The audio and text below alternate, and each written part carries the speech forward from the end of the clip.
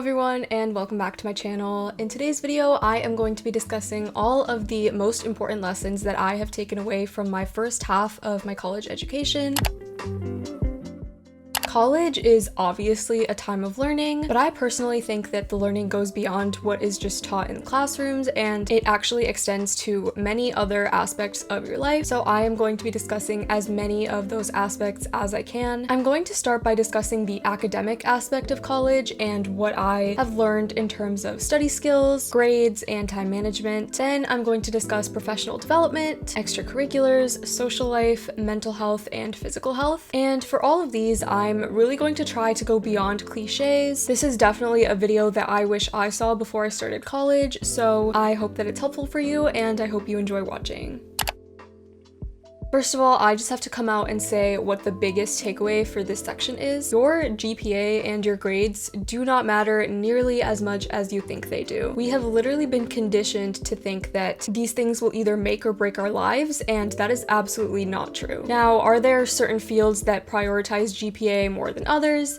Yes, and that's definitely the case for people who are going to med school or law school or just any form of grad school. But even for them, obsessing over your GPA is not going to lead to anything healthy. Just in general, you should never define your life based on numbers, whether that's your GPA, your bank account balance, your weight, or anything else. This is definitely much easier said than done. So I guess the question is, how do you stop letting your college life revolve around your GPA? And my answer is to just try your best, focus on the little things in life, and give it time. It's hard to get rid of that mindset right away, but for me, as long as I knew that I was trying my absolute hardest without giving up my time for self-care, then I didn't really care beyond that. And it took me months to really truly get it, but with time comes clarity. With that out of the way, I now want to discuss some study tips. If you watched my midterm week vlogs from last semester, then these tips might be a little repetitive, but first, I like to split my studying up by exam. Right at the very start of the semester, I know exactly how many exams I'll have and when they'll take place, so I like to start putting together some cumulative documents with all the material that I will need to know. Let's take my stats class from last semester, for example. I knew that lectures 1 through 10 would be covered on the first midterm exam, so after each of those lectures, I pulled up my exam 1 document and I added my consolidated notes to that document. As I rewrote my notes, I really tried to think about whether I truly understood the material, and if I didn't, then I would watch a few YouTube videos or do a few guided practice problems. This way I could avoid cramming at the last minute. Then about 2 to 3 weeks before the exam, I start revisiting the old material from the beginning of the semester that I have probably pushed to the back of my mind. I like to call this my content review phase, and I basically just go through each topic, reread and highlight my notes, and ask my instructors any content-based questions that I might have. After I'm confident with my content review, I like to start doing practice problems and practice exams about 1 to 1.5 weeks before my exam. And then for the last 2 to 3 days before the exam, I'm just going over my common mistakes and doing some last minute practice problems. That's the formula that I've been using all throughout college, and with the exception of a few particularly nasty classes, it's worked pretty well for me. As for time management in college, I have always put my mental health and my academics first because that's what I care about the most, but if you care more about something else like professional development or extracurriculars or social life, then definitely prioritize your time accordingly. First of all, I use Google Calendar, and I have a couple of videos about that up on my channel already, so I will link those in the description of this video. Time blocking is so important to me, and I always like to see when my classes are, and I don't book anything 30 minutes before class or 30 minutes after class, unless it can't be avoided. Aside from those time buffers, I like to set aside specific time to work on assignments. For each time block, I like to tell myself exactly what assignments or what problems I am going to be working on so that I have a goal for every single study session. This makes it a lot easier for me to avoid procrastinating. As for how I decide what assignments to work on, I have a master to-do list in my Notion, and it has a list of all of my assignments for the entire semester with each of their due dates. Obviously, I like to work on the ones that are due the earliest, and I like to get them out of the way as soon as possible in my physical planner or in a separate to-do list in my notes app, I like to list 2 to 3 assignments that I want to work on each day. When it comes to staying focused, I usually don't have much trouble to begin with because I have a lot of self-control, thankfully, and that has really come in handy in college. But if I ever feel like I need a little bit of extra help staying on task, I like to use study with me videos on YouTube or chill music like lo-fi and piano. Self-discipline takes time to build, but as long as you're not overworking yourself and you're taking breaks while still getting all of your stuff done, then I think you're good. And then the final thing that I want to talk about in this section is what you should do during classes. In my entire college career so far, I've only had 3 types of classes, and those are lectures, discussions, and labs. In lecture, the professor will usually have a slideshow presentation, so I like to download those to my GoodNotes app on my iPad, and I annotate them with my Apple Pencil while the professor is talking. Then after class is over, I like to type out some consolidated notes, like I said before. For discussions, you're usually working on an assignment as a group, or you're getting graded on your participation in an oral discussion. So for those, I just prepare 1 sheet of notes beforehand. You'll usually know what the topic is ahead of time. And then for labs, you are usually following a procedure of some sort in order to create a lab write-up. You'll probably be in a group and you'll have to split up the work, so I wouldn't worry too much about labs. I hate the write-ups and I hate when they are graded harshly, but I don't think that labs are nearly as bad as exams. Every class does labs differently, and if you're taking a lot of coding and math classes like I am, then you won't really have to do any hands-on experiment type stuff. You'll probably just be writing some code or solving a super complicated word problem. Oh, and one more thing that I almost forgot.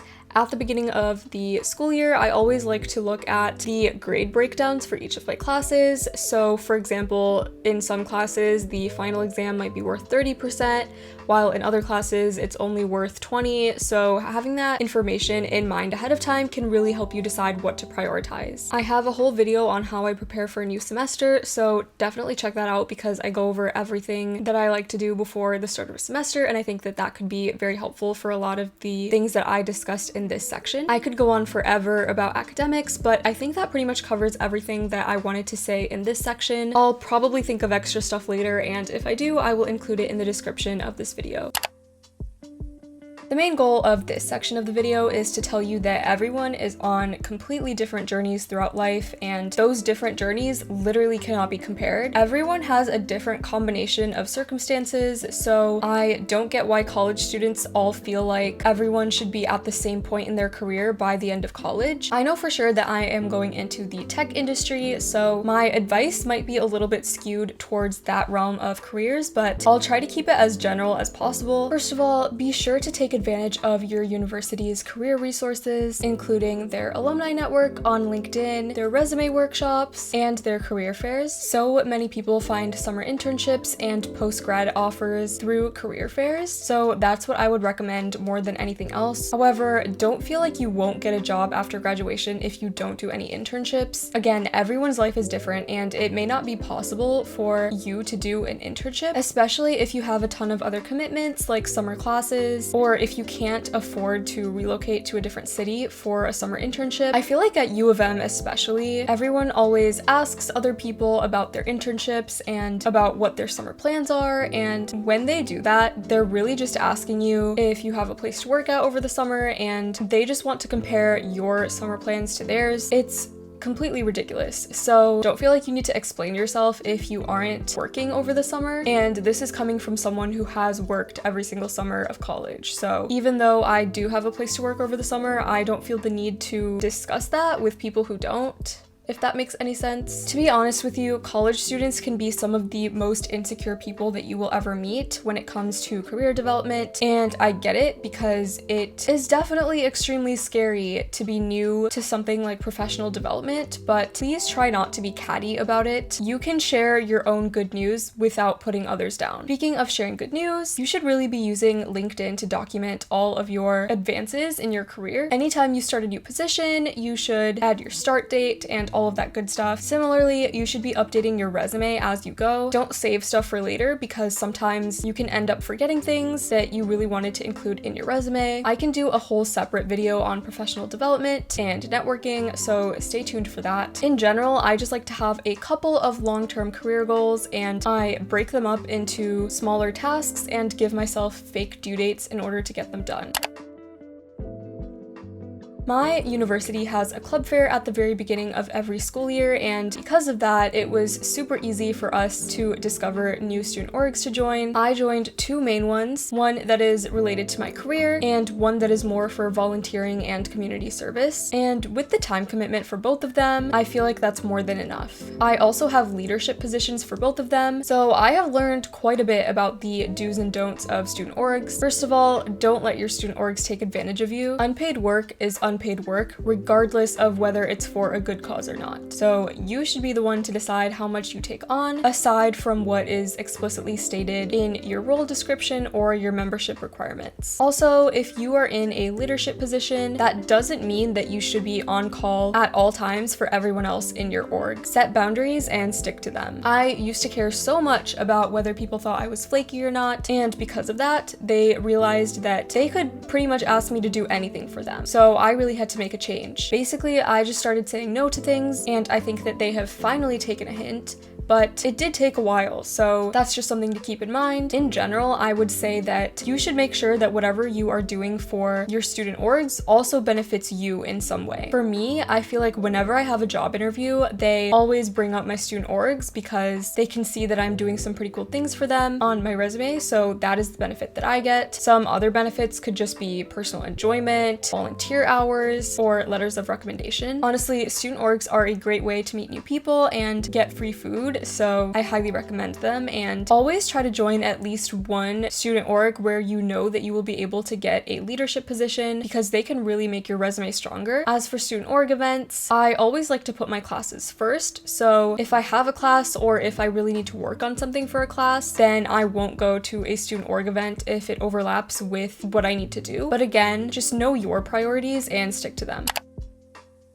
I hate when people act like their lifestyle is the only valid way of living, especially in college, and I know that a lot of people think college is just a bunch of parties and goofing around, but that has never been the case for me. Your social life is what you make it in college, so you get to choose how your college experience goes. Some people meet lifelong friends in college, but not everyone does, contrary to popular belief, and that is totally okay. To be completely honest with you, I actually think that it is extremely difficult to make close friendships in college because everyone is so busy and everyone is just doing their own thing and trying to improve their own futures, myself included. Can you make friends? Yes, but for close friendships, I'm really not convinced. It's definitely possible and it happens to some people, but just don't go into college expecting that because you might feel a little bit let down. Also, I feel like a lot of people will label themselves as my friends, but unless I reach out to them first, they only talk to me about class and student org stuff. So I honestly don't really consider them to be my friends. I understand that everyone is crazy busy in college, but if you're only talking to someone for help with assignments, then I really don't think that you are friends with them. Also, I saw a TikTok recently about something called Friendless Periods and the fact that they are so normal but no one ever talks about them. So you know what? I will talk about them. Friendless periods are exactly what they sound like. It's when you go months or years without having any true friendships. During this time, you typically only interact with your family members, your classmates and coworkers, and other random people that you have to interact with, like cashiers at stores and just people like that. My friendless period has been ongoing since March of 2020, so it's been over 2 years, and honestly, I don't see it ending anytime soon, although a new school year is coming up, so I guess we'll see. But seriously, friendless periods are so much more normal than you might think. I remember in the TikTok comments, everyone was like, wow, I thought I was alone and I thought something was wrong with me, but it is totally common and there is nothing wrong with not having any close friends. I feel like as a society, we prioritize connections, and the truth is, you're not always going to feel connected to others around you. So if you feel lonely in college, just know that you are not alone. Literally the only time I ever go out in college is if we're having dinner as a student org or something like that. And I genuinely enjoy my life like this. So don't feel like you have to go out on a regular basis unless you want to. If you are interested in having a pretty active social life, there are definitely ways to do that as well, so don't worry about that. Since I don't really have an active social life, I don't really have a ton of tips for balancing your social life with your other responsibilities, but just like anything else, make sure that you are prioritizing yourself and what you truly want.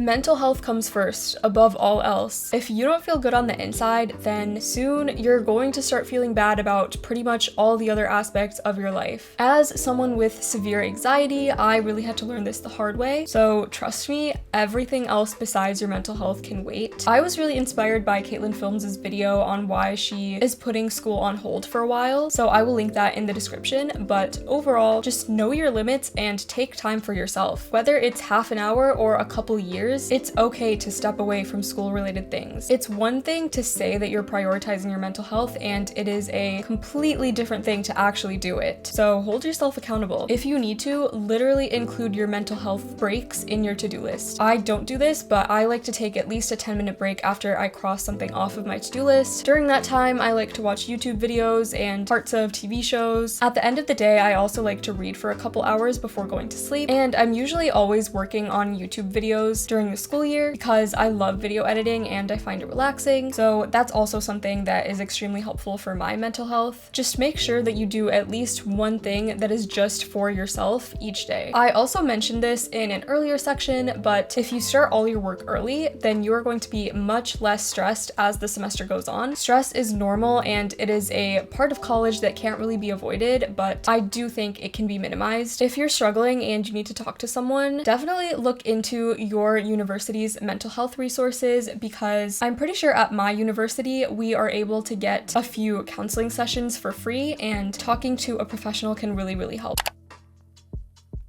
This is the one section that I am really hesitant to give advice on because I really need to do better with my physical health, and it's actually one of my goals for the upcoming school year. Last year, I was eating 1 healthy meal and 2 unhealthy meals per day, and this year I really want to increase that to 3 healthy meals a day because that's pretty much what I was eating in high school, and I need to get back on that. This year, I'm going to be prepping my lunch for the week ahead of time, so hopefully that will help. I also want to work out on a regular basis because I'll be living in a different apartment building this year, and it will be a lot easier for me to work out in this building. I used to do YouTube video workouts like Chloe Ting a couple years ago, but I stopped, and now I definitely want to start those back up again. Last year, when the weather was really nice, I went on hour-long walks around campus just for fun. I would just listen to music the entire time, and it was much needed. I never realized how necessary it is to get fresh air until I started college, so definitely get outside as often as you can. Another really important aspect of your physical health is being sure to wash your hands, and this is regardless of how severe the pandemic is. College can be very germy, just in general, so do your best to stay healthy. If you have any other tips for staying physically healthy in college, please let me know because I definitely need tips on how to do that. College is commonly referred to as the best 4 years of your life, but this isn't always true. Everyone's life is different, and some people don't end up enjoying college, or they just don't like it as much as they thought they would, and that's okay. My first year and a half of college were absolute hell given the pandemic and terrible online classes and literally having 0 friends because I started college in 2020 and I couldn't really meet anyone online. Since my university went back to in-person classes, I actually really enjoy college a lot more, but I just wanted to let you know that if you feel like college is not fun, you're definitely not alone in that, and it probably just means that the best time of your life is coming later, and you should really look forward to that because peaking in college is not necessarily the best time to peak. But in the meantime, just do the best that you can and you will be all right. I highly recommend prioritizing the little things in life because those things will really make a huge difference. Anyway, I think that is pretty much everything that I wanted to say. I hope this video was helpful. Thank you so much for watching, and I will see you next week.